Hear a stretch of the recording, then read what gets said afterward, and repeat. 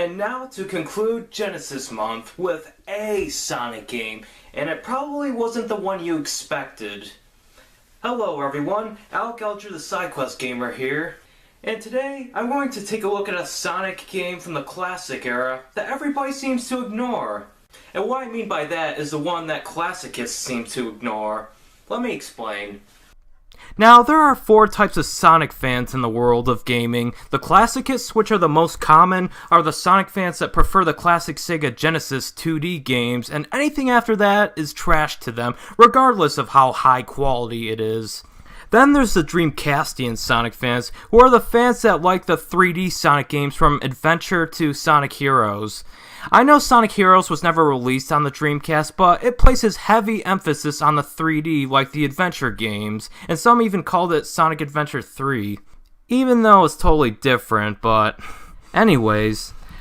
Then there's the Modernists who like Sonic Colors to Lost World. This is a relatively new group since Colors took Sonic out of the Dark Ages and merged 2D and 3D in one game. While this is a good thing, classicists and modernists still found things to complain about in the modern Sonic games. Then there's the least popular group, and that group would be people like me who like all of these playstyles for their own thing. And while I do like classic games the most, adventure and modern Sonic games can be just as good, if not better in some aspects. I mean, even the classics had their fair share of flaws, let's face it. I mean, remember Metropolis Zone from Sonic the Hedgehog 2? Oh jeez, I can list all of the flaws of the classic games in that one zone alone.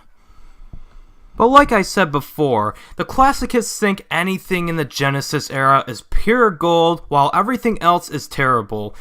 But believe it or not, there are actually a lot of mediocre to bad Sonic games in the classics era, and 2 were even on the Sega Genesis. 2 of these mediocre to bad Sonic games include Sonic Spinball, which I'll talk about later, and Sonic 3D Blast, which I'll talk about today. Sonic 3D Blast is an isometric platformer that quote-unquote brought Sonic into 3D. In fact, this was one of the concepts that Sega proposed for Sonic the Hedgehog 3, but the game was eventually developed by the ever-talented Traveler's Tales under Sega's supervision. The story involves Dr. Robotnik, the main antagonist of the Sonic games, capturing all the Flickies of Flicky Island, and Sonic has to rescue them from the robots that trap them inside. There's 5 Flickies in each stage of a level, and you need all 5 to progress to the next stage of that level. Then there's usually 3 stages in a level, and then there's 3 levels, or acts, in a zone, with 7 zones total, plus the final fight with Robotnik, provided you got all the Chaos Emeralds, which shouldn't be a problem, since the special stages containing the Emeralds are ridiculously easy. Like I said before, Sega always wanted to try this with Sonic and even was a drawing board concept for Sonic the Hedgehog 3 at one point, and after playing Sonic 3D Blast, I'm really glad they stuck with the 14-zone 2D platformer route for Sonic the Hedgehog 3. It really dodged a bullet there, let me tell you. Now don't get me wrong, there is some fun to be had out of Sonic 3D Blast, but here are my main problems with it. Number 1, they severely reduce Sonic's speed. Number 2, the controls don't work so well in a diagonal isometric point of view, especially when platforming. And number 3, obstacle and enemy placement can be so cheap. Now, it's understandable that due to the isometric point of view, they have to reduce his speed. Fine, but not so much that he looks like he's skating on every single level. But I could easily get over that, but it's just so odd.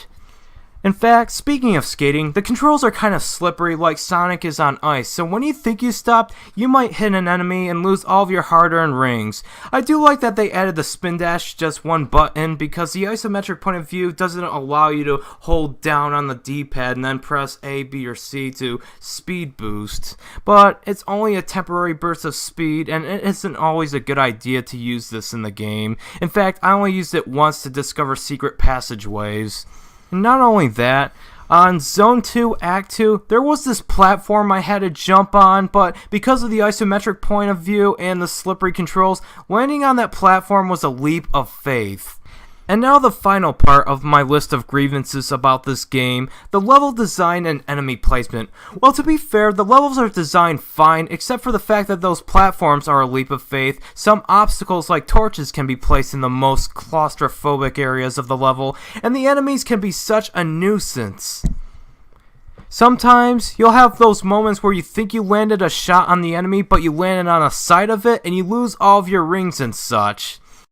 You've heard all my complaints in detail, and now to what I really think about Sonic 3D Blast.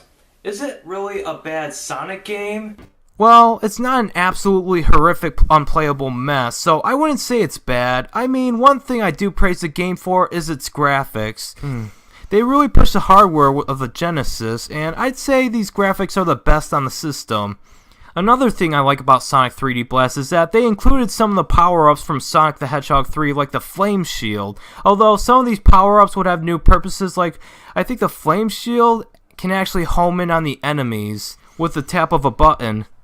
The music is also pretty good too. Not Sonic 3 and Knuckles good, but it's worthy of being classic Sonic music. And I have to give a lot of credit to, I can't pronounce this name, so I'll just put it here, for the Sega Genesis version of the game. I mean, it was a late release Sonic game, and the Sega Saturn was already out, so developers knew how to optimize the Genesis to its fullest. It's also worth noting that there's a Sega Saturn version of the game, and while that one is superior minus the atrocious load times, the Genesis is widely considered the preferred version since all three consoles as of writing only have the Sega Genesis version available for download. Or does the download market seem to not care about the Sega Saturn library of games? I mean, unless it's Nights into Dreams, no one seems to care. That's too bad, really, because the Sega Saturn's library of games was pretty cool. Sonic 3D Blast was developed by Traveler's Tales, and it was made with the Sega Genesis in mind as the last Sonic game they released for the Genesis. The only reason why there's even a port for the Sega Saturn is because they wanted to release a Sonic game for it December of that year, since they canceled the planned Sonic X-treme, which I'm kind of glad they did. Trust me, look up gameplay footage of Sonic X-treme and you'll know what I'm talking about. But anyways, let me explain my rating system. For a game to be considered bad in my book, I would say it would at least have to have my overall rating of a 49 or lower. My rating system goes from masterful being a 98 or higher, with excellent, then good, then decent, then okay, then mediocre being the middle of the road in terms of quality. Then there's poor, then indecent, then bad, then terrible, with the lowest rating being disasterful being a 2% or lower, which I would only give to 3 games in mind. And I'll get to those way later. Although one of them is coming up this May, so stay tuned. But in terms of quality, decent to masterful are all stages of a good game, which are in the green. Poor to disasterful are all stages of a bad game, with poor being the least offensive, but still in the red. Then there's the stages of mediocrity, which people seem to ignore nowadays. Mediocre to okay, which would be games rated 50 to 69%, meaning it's not flawed enough to be bad, but it's not good enough to be decent. This applies to games in the yellow, which doesn't mean don't buy them, it just means buy them when you're extremely bored and there's a $3 game sale at your local bargain bin. So with that being said, Sonic 3D Blast is just okay. I mean, I kind of like it, to be honest, but after the third zone, I was bored and wanted to play something else, so when playing this game on Virtual Console, be sure to use its save state, since even though it's 1995, there's no password system, so back then, you had to beat it in one sitting. Unless you had like a cheat code where you can warp to a level you left off in. This is obviously not my favorite Sonic game, but it wouldn't make my top 10 worst Sonic games anytime soon. Mainly because if I do make that list in the future, half of it will be composed of poorly made racing games with Sonic characters. So overall, I would give this game a 68 out of 100. It's an okay game, and even Classicists can't rank it any higher than that because they usually ignore this one when reminiscing on how good Sonic used to be. Like I said, there's definitely a lot of fun to be had with this game, but I can't recommend this game to everyone, even die-hard Sonic fans. Basically, if you have an open mind, you might like it, kind of like how I do, but if it's just too slow for you, that's fine too. I mean, sure, Sonic was never just about speed. It was about speed and platforming, but knowing that the platforming is abysmal in the isometric point of view, then I will say, at least try it. I'm not proud to say I have at least 2 versions of this game. One on the Sonic Mega Collection for the GameCube, which had all the classic Genesis Sonic games, or you can get it on the Sonic Ultimate Genesis Collection for the Xbox 360 and PS3. Now, if you're a die-hard Sonic fan and really want to buy this game, get it in a collection because it's really not worth buying itself. Get it in one of these collections so you at least have other games to play for your brain to get the stimuli it needs in case you encounter severe boredom, which you probably will, even if you are a die-hard Sonic fan. I will say I'd rather play this game than Sonic Spinball, but that's for another day. So, we're at the end of Sega Genesis month. I wish it were longer because the Sega Genesis had a lot of iconic games. So, every year, I'll dedicate 1 month from here on to Sega Genesis games. I mean, of course I'll be reviewing more Sega Genesis games throughout this year, but there is a reason I reviewed these 4 particular games.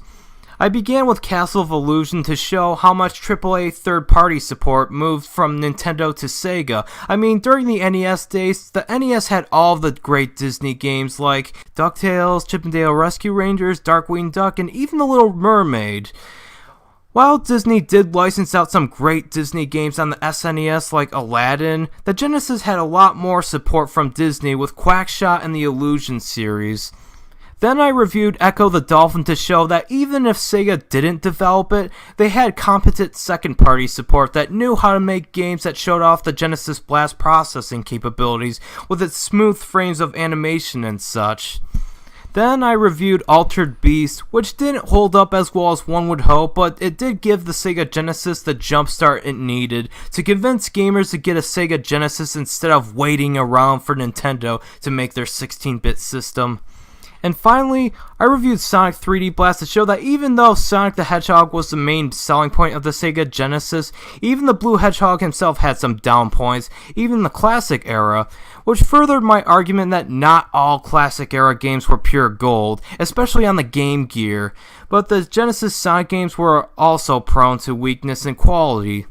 Now, you may ask why I didn't bother to review any of the good Sonic games, and I'll simply answer that the classic 2D Sonic games on the Genesis deserve a review of their own. Tune in this June as I review Sonic the Hedgehog 1 through 3 and even CD, and as a bonus, I'll compare 1, 2, and CD to their iOS ports. As always, thank you so much for watching my review of Sonic 3D Blast, and remember to stay awesome, my friends. Goodbye!